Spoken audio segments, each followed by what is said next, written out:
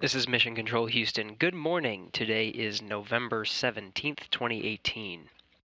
You are looking at a view of the launch pad of the Cygnus cargo craft, Northrop Grumman's CRS-10 mission on top of an Antares rocket from Wallops Flight Facility in Virginia. We are awaiting the launch of this cargo craft coming up in just about 30 minutes. Everything looking good for launch so far.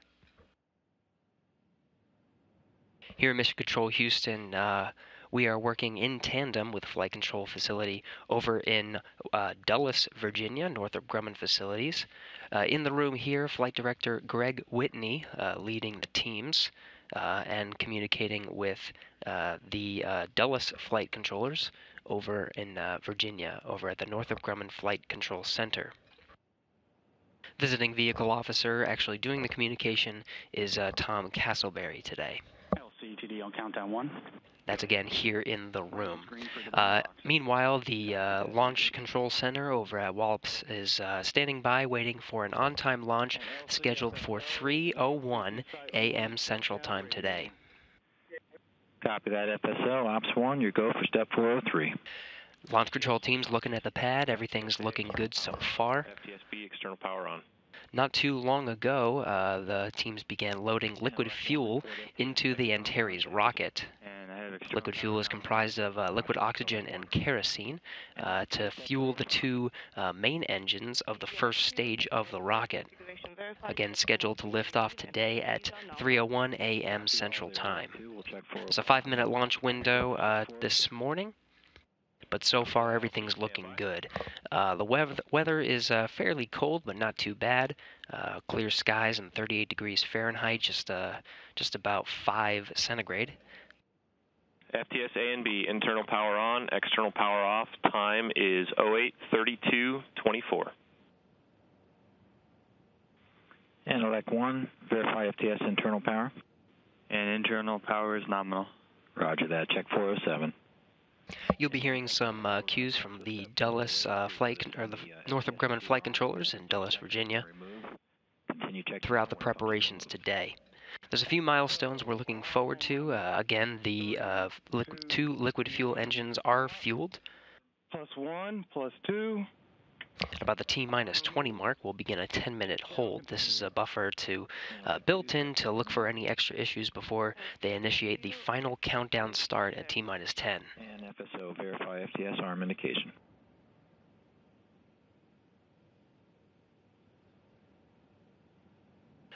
The Cygnus vehicle on the top of the Antares rocket is loaded with just about 7,400 pounds of supplies, scientific investigations, food, and fuel. And FSO, FTS arm indication. Again, a look from the pad, you're looking at some of the normal ducting of conditioned air that's being fed to the payload bay up top where the Cygnus sits, and also the first stage at the bottom. Just regulating the temperature, making sure we're going to be set for an on-time launch. Again, the conditions look pretty good today. We've delayed the launch for the past 2 days just for some inclement weather up in Virginia. Some high probability of violation for those 2 days, but today is looking fair, and all the teams have been undergoing a series of checks over the past few hours.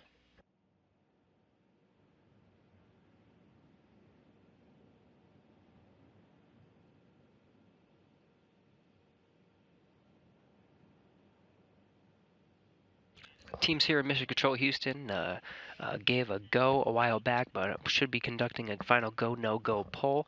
I think they've given the command just recently here, so they're just the flight control teams over in Dulles are undergoing the final steps before that 20-minute hold, or the 10-minute hold, starting at T-minus 20.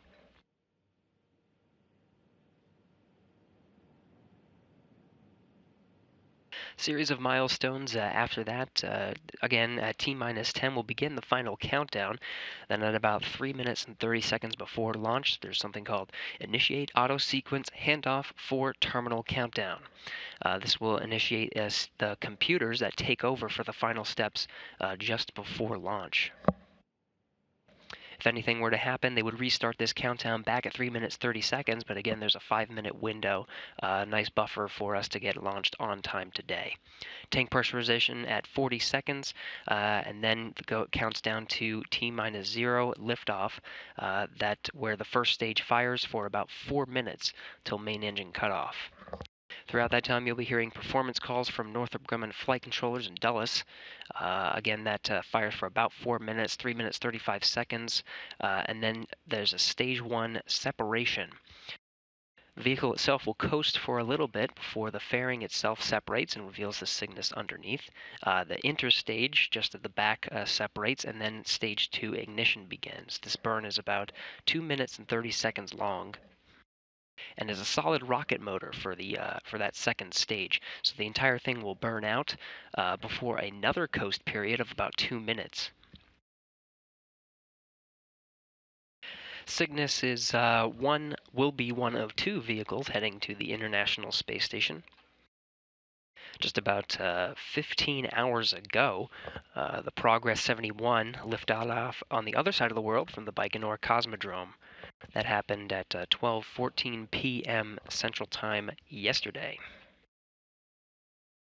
It's going to be a busy, high-traffic time over these next few days in space, with cargo going to the International Space Station. Again, Progress already on its way in orbit right now, looking for a rendezvous and docking this Sunday. That docking time will be at 1:30 p.m. Central Time, and then conveniently 15 hours later will be the rendezvous and capture of the Cygnus vehicle today. Aboard the International Space Station are the Expedition 57 crew, led by Alexander Gerst, commander of the Expedition 57, a European Space Agency astronaut. He's on board with Serena Aunin, Chancellor of NASA, and Sergei Prokopyev of Roscosmos.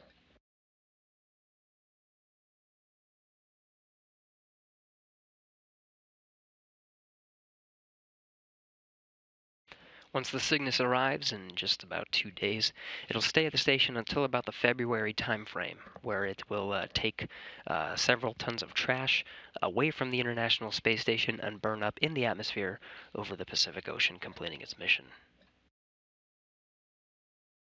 Today is November 17th, and we're waiting for the launch of the Cygnus cargo vehicle to the International Space Station. Rendezvous for the vehicle will be November 19th.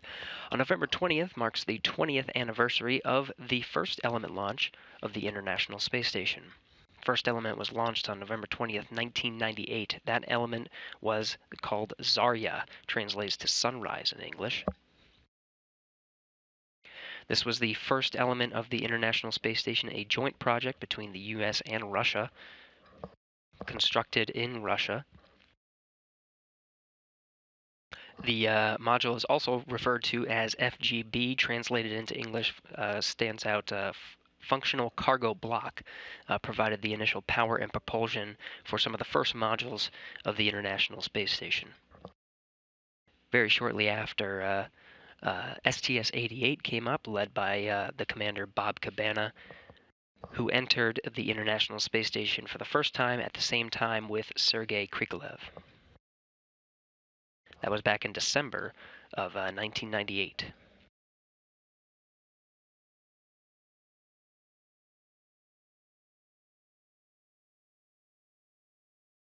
About 22 minutes until launch, still waiting for that about T-minus 20 mark where we'll begin the initial hold period.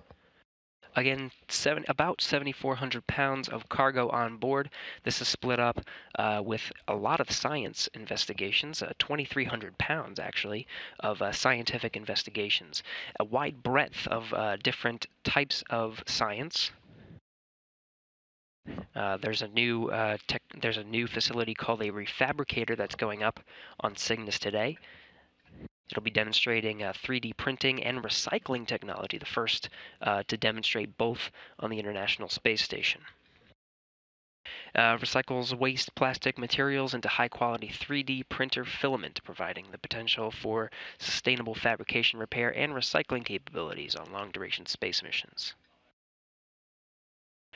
Astronauts also study themselves. There's one study called vection, which determines an astronaut's ability to visually interpret motion, orientation, and distance.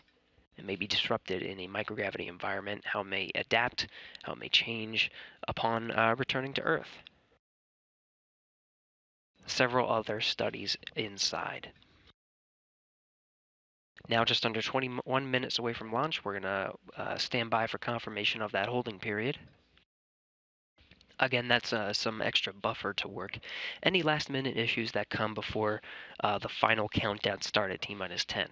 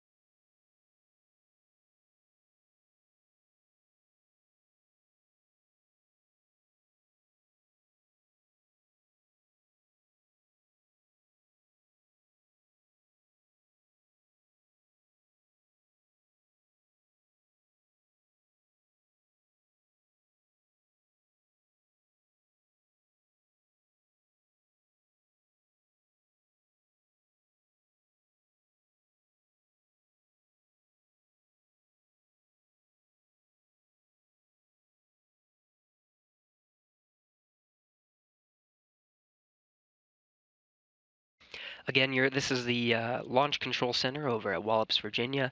We're working in tandem with them from here in Mission Control Houston, as well as Northrop Grumman Mission Control Center in Dulles, Virginia.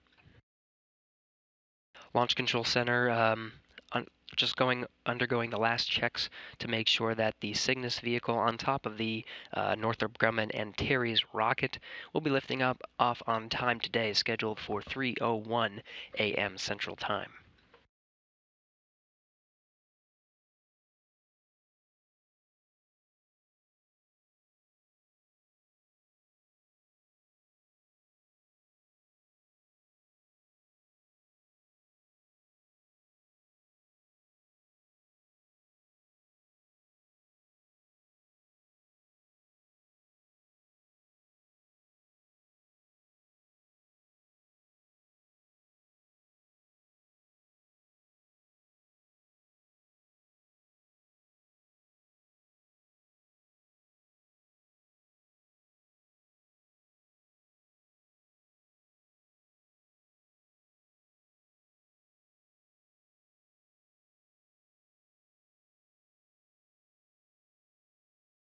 So we're in the holding period right now.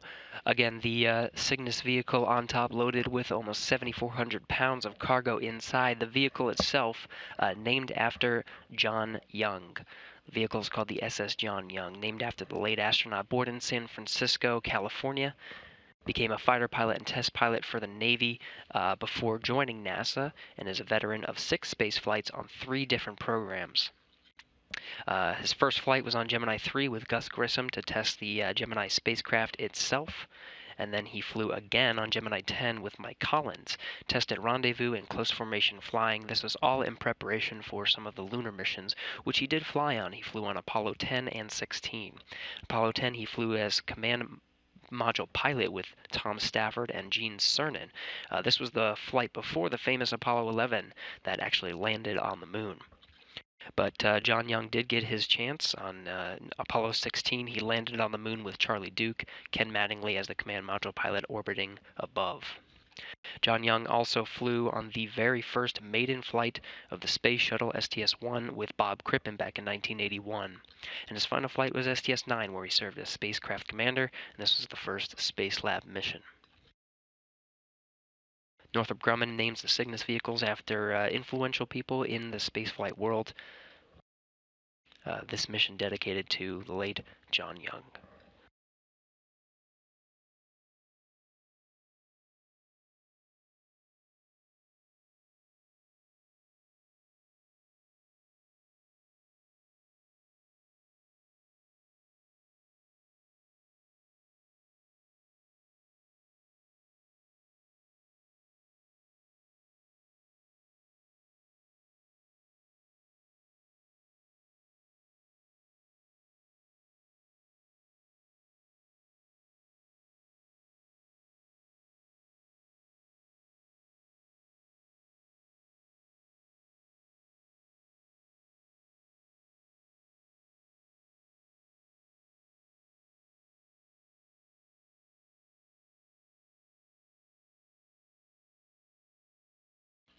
Northrop Grumman flight controllers going through the steps to get Cygnus ready for launch on time at 3:01 a.m. Central Time.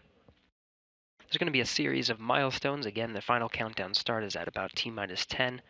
Right now, flight controllers working to switch the vehicle to internal power.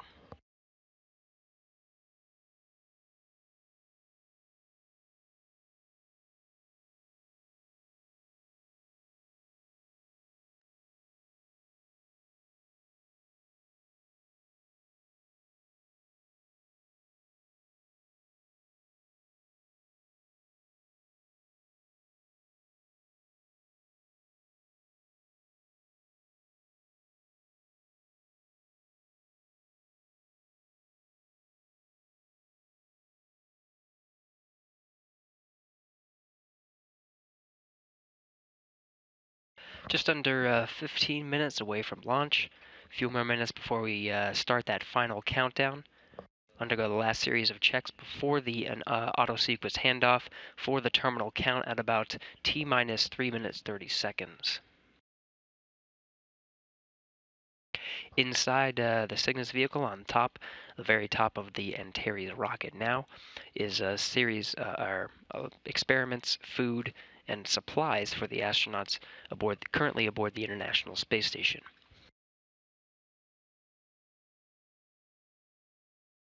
Space Station now flying 259 statute miles over the South Atlantic Ocean.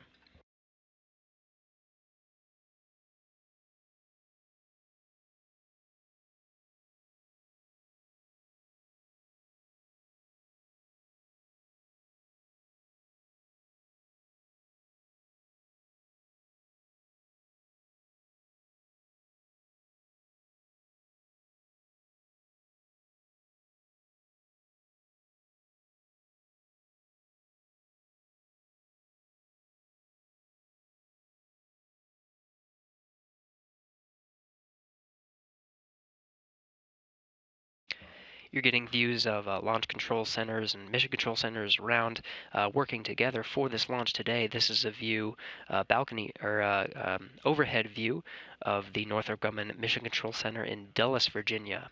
Just before you were looking at the Launch Control Center on Wallops, Virginia, where the Cygnus vehicle sits poised on top of the Antares rocket ready for launch. We're getting readouts from those flight controllers over in Dulles, Virginia. Everything's looking nominal so far.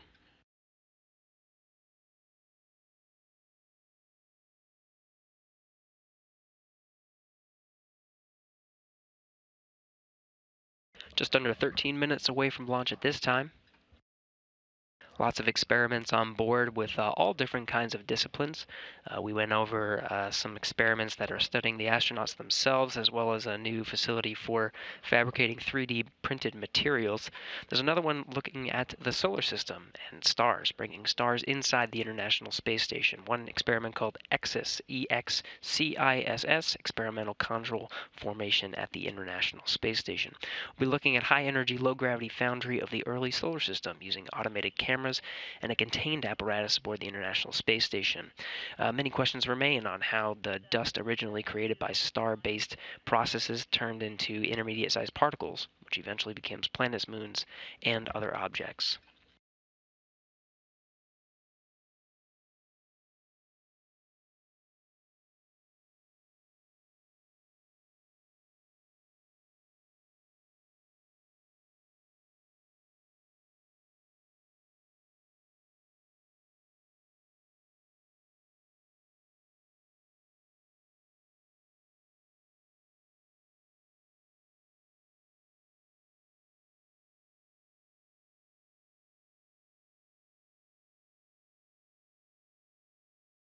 This is a view of the pad, launch pad, where the Cygnus sits on top of the Antares rocket now. What you're seeing, the venting on the side, it's called ducting. It's conditioned air to regulate the temperature of the vehicle itself. It's currently loaded with some liquid fuel that includes liquid oxygen and kerosene. The conditioned air is there to regulate temperature of the payload cavity where Cygnus is, and also the Stage 1 core bays.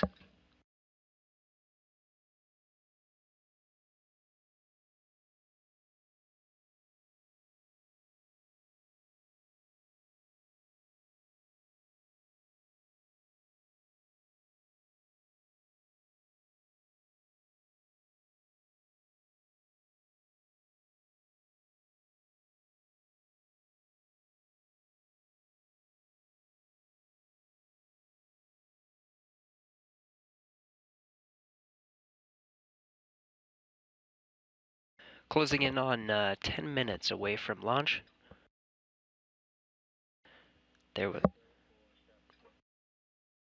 There was a final poll for Northrop Grumman flight controllers in Dulles, Virginia. Again, we were here good.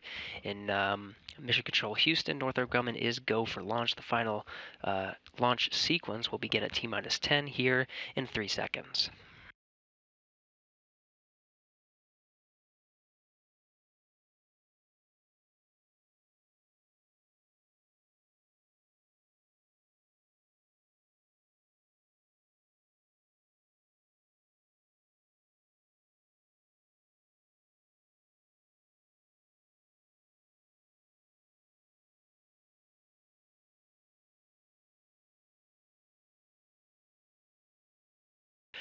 So we're now in the middle of the final countdown sequence.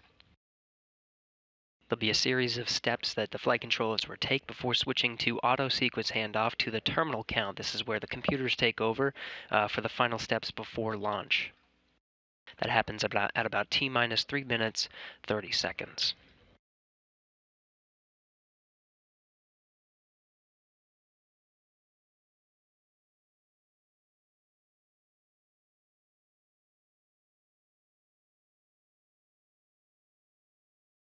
Great view of the upper portion of the rocket, the Cygnus fairing that houses the actual vehicle underneath. Northrop Grumman logo just there at the bottom. The fairing itself will actually separate after the first stage separates, 3 minutes 35 seconds into the flight. Again, after that stage 1 separation, there's going to be a very short coast period, and then the fairing will separate, revealing the Cygnus underneath.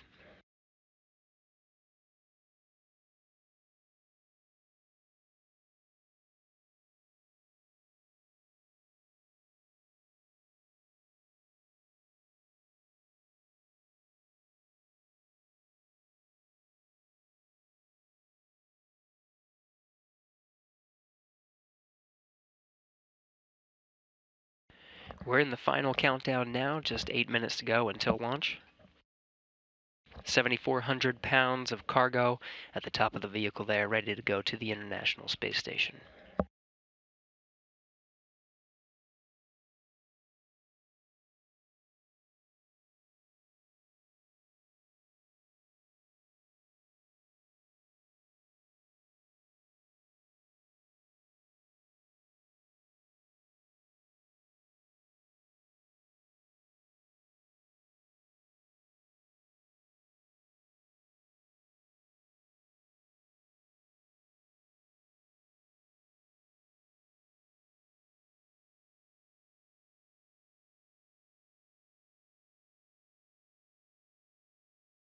Again, 7,400 pounds of cargo, much of which is scientific investigations, 2,300 pounds to be exact. We've gone over several different disciplines that are on board, looking at different manufacturing capabilities, experiments looking at the astronauts themselves, as well as the cosmos. There's another experiment going on called the crystallization of LRRK2. This is a type of protein crystal. This particular protein crystal, or protein, LRRK2, is implicated in Parkinson's disease, but crystals of the protein growth on Earth are too small and compact to study. Detailed analysis of larger space-grown crystals can define the protein's exact shape and morphology and help scientists better understand the disease's pathology. Just a few of the many experiments going to the International Space Station now. We are just over 6 minutes away from launch. Teams in Dulles here, you can see the Northrop Grumman mission control team going through those last steps before launch.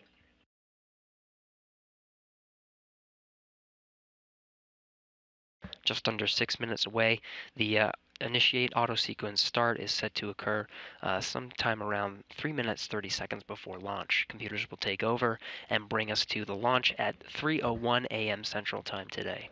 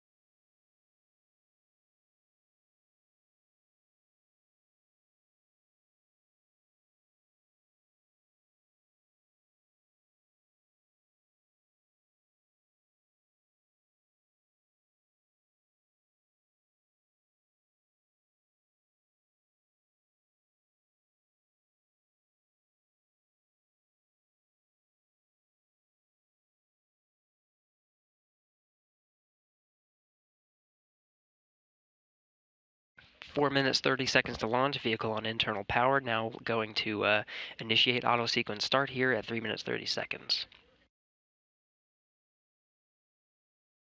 Everything looking good so far. The flight control teams in Dulles, Virginia reporting normal calls. Everything is set, ready to go for an on-time launch today.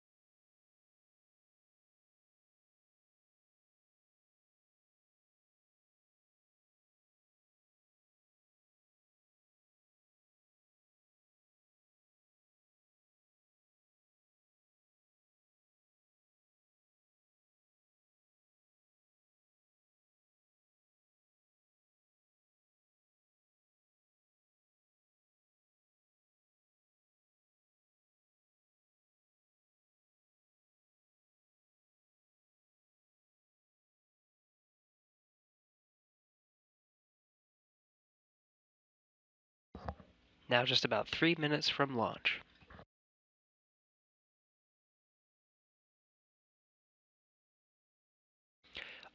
Got confirmation that auto sequence has now started.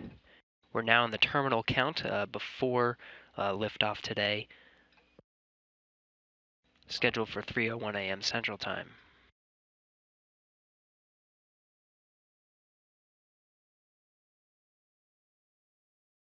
Just under 2.5 minutes to take off.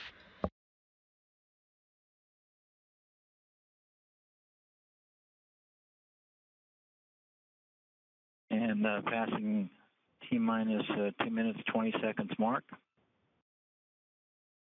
VHF charging nominal. You're now hearing performance calls from Dulles flight controllers in Dulles, Virginia, Northrop Grumman flight controllers. Now under 2 minutes from launch. 2 minutes on my mark. Mark. Core 2, can you give me 467? VHS actuator slew test initiated. Core 1, can you give me 469? LC Core 1, I cannot confirm that VTSO is open. VTSO is open based on temperatures. Copy that. Core 2, can you give me 467?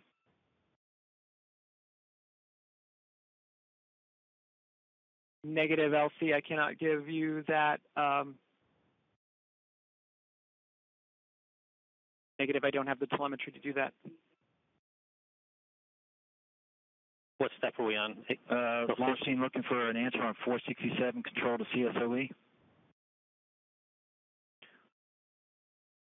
T-minus 1 minute on my mark. We can proceed, LC, if we don't have CSOE control will fail health checks.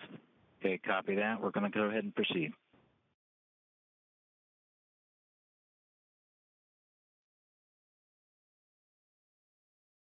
And Core 1, will you be able to give me a 474?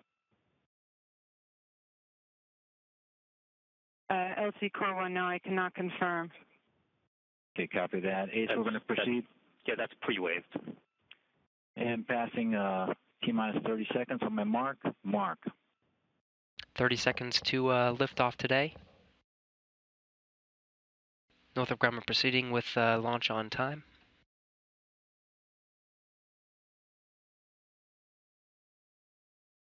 Did you want to confirm the pressure on TFS and POS? Mark. We're now under 10 seconds from launch. 4, 3, 2, 1.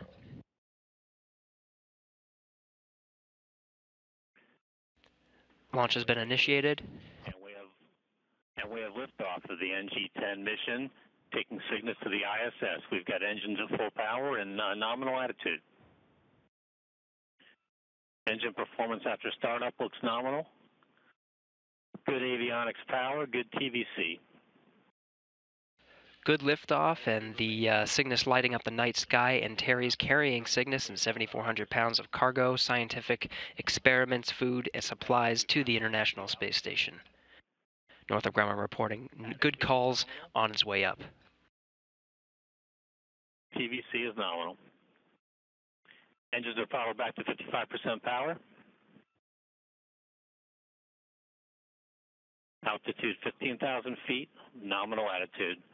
Everything good, looking good so far. Again, this first stage burns for about 3 minutes, 35 seconds. Engines throttled up and operate nominally at full power. Attitude remains good. Just passing through 25,000 feet. Good TVC steering. Chamber pressures look good.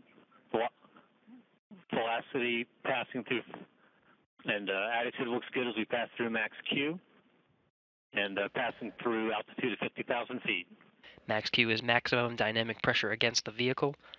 Passing through everything still looking good. 100% power. 5,000 feet per second.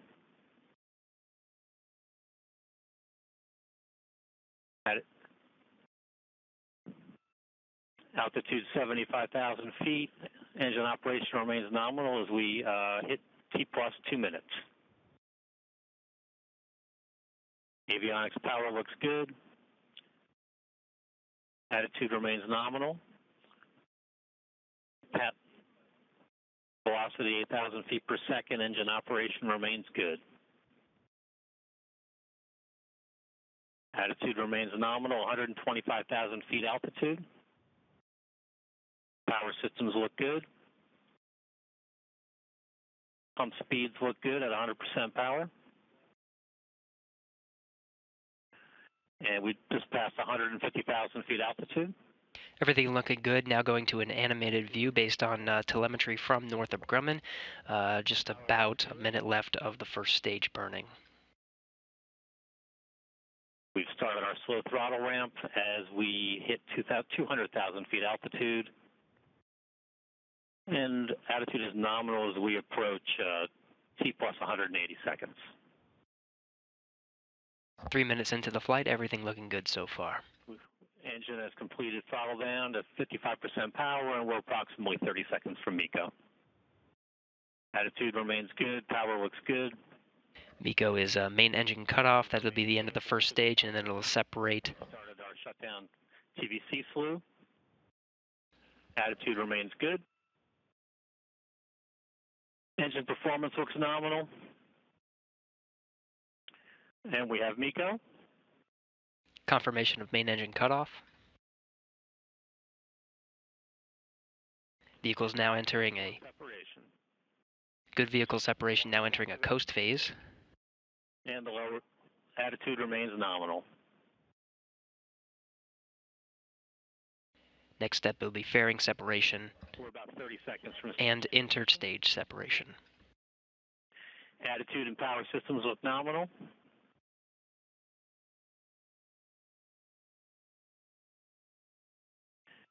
At stage 1 delta V of 17,300 feet per second. And we have fairing separation and interstage separation, and attitude remains nominal. TVC battery initiated, and we have stage 2 ignition, and attitude remains nominal. Solid rocket motor of the stage 2 is now lit. Continues to look good. This will burn for about 2 minutes 30 seconds until burnout. The entirety of the fuel will be used around 800 psi before another coast period. Attitude remains nominal, and all vehicle systems are looking good at this time. Nearly 5 minutes into the flight, everything looking good. We've got approximately a 2.5 minute burn for the Castor 30 XL motor. Just past T plus 5 minutes. Attitude remains nominal. 5 minutes into the flight, vehicle exceeding 10,000 miles per hour. Caster 30 continues to burn nominally, and attitude, vehicle attitude, and power systems look healthy at this point.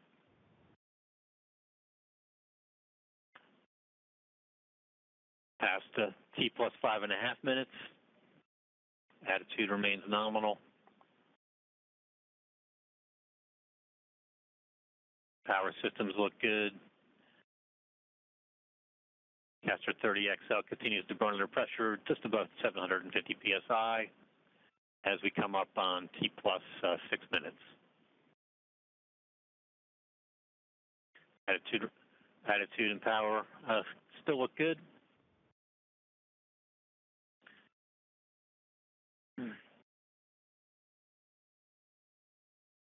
All vehicle systems continue to look healthy at this time. Attitude still looks good. Everything looking good so far. A few more seconds to complete the second stage burn. At the 30 motor pressures starting to decrease slightly in the expected burn profile. Attitude remains nominal. Power still looks good.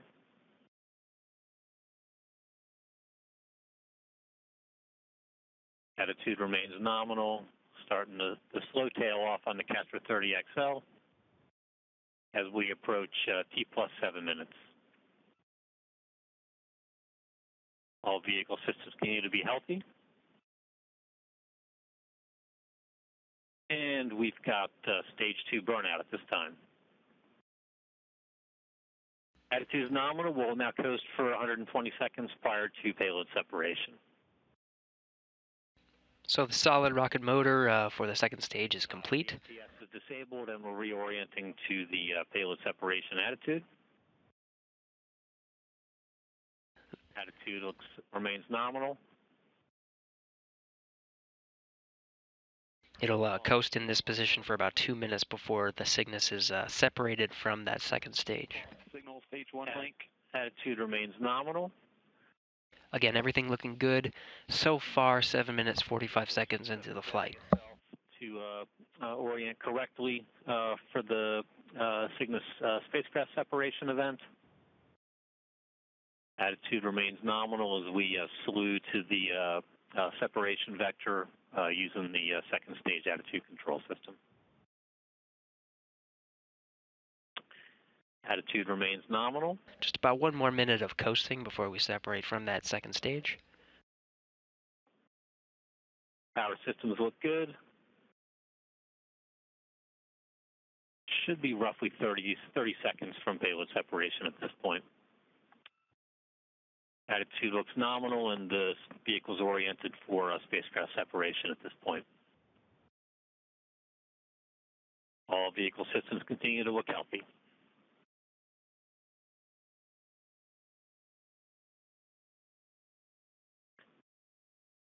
We're just awaiting payload separation at this point as we are about 10 seconds away from T plus 9 minutes.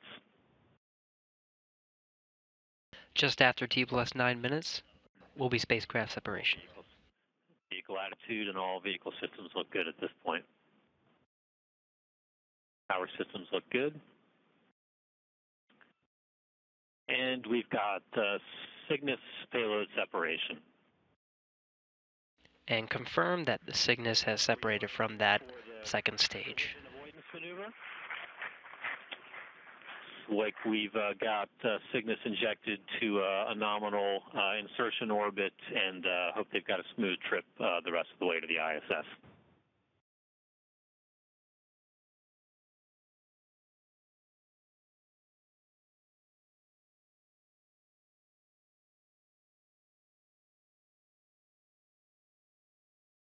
A preliminary assessment, all of the orbit insertion parameters look very accurate and close to nominal expectations.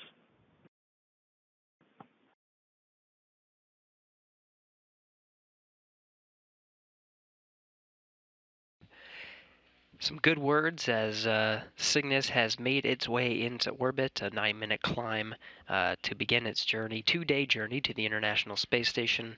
Some congratulatory handshakes here at the Wallops Launch Control Center in Wallops, Virginia. Or losing signal on avionics link. good calls from the Northrop Grumman flight controllers in Dulles, Virginia, on the ascent of Cygnus into orbit. The vehicle is in their hands now as it makes its two-day journey. There'll be a series of burns today and tomorrow, as well as into the morning of November 19th to get ready for capture on that morning. So an on-time launch this morning at 3:01 a.m. Central Time, 9-minute climb into orbit, and Cygnus is on its way with 7,400 pounds of cargo inside. Again, there's going to be a series of burns, but first we are waiting for solar array deployment.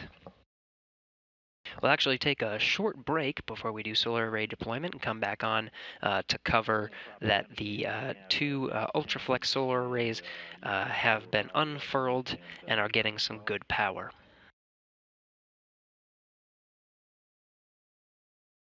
And site control, LC on countdown 1. Go ahead, LC. Yeah, 4U4, you can remove the aft bay G&2 flow and reconfigure for post-launch. Aft bay G&2 flow off and ECS reconfigured for post-flight. Okay, copy all there. Site control, go ahead and check 4U4 and core 1 LC, countdown 1.